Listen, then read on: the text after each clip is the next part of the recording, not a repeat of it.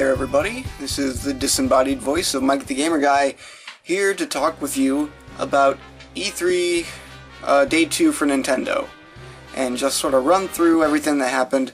Of course today was a lot less eventful than Day 1, since, the spotlight was on Day 1, and it was, that's when all the big news drops, but still, I think it's worth discussing Day 2.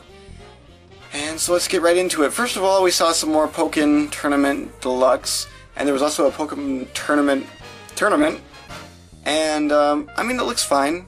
I think I've expressed in the past that I was not a huge fan of the first Pokken Tournament game, just didn't really do it for me.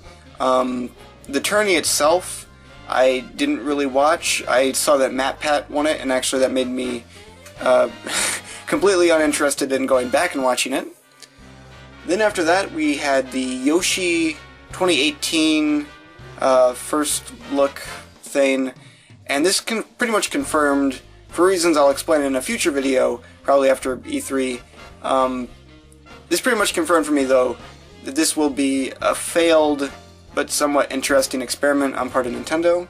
We saw more Mario plus Rabbids, and this reaffirmed a prediction I made in that honestly pretty off-base Nintendo E3 predictions video, where I said that the Mario plus Rabbids game will look okay. It might even have the Splatoon effect, where, the more I see it, the better it gets. That's the sort of feeling I had with this thing. I'm really beginning to dig the combat and the interesting way they've mixed tactical RPG with the Mario universe, so that's looking pretty good. Saw some more Splatoon 2. It's a pretty surefire bet that this game will be at least good, if not great. Definitely, I don't think it will probably live up to the first one, just because the first one was so original and unique, but still a fine addition to the Switch. We saw Miitopia, which is a game that has some interesting ideas behind it.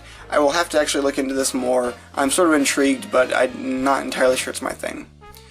We saw more Mario Odyssey at one point, and I just love everything I'm seeing in this game.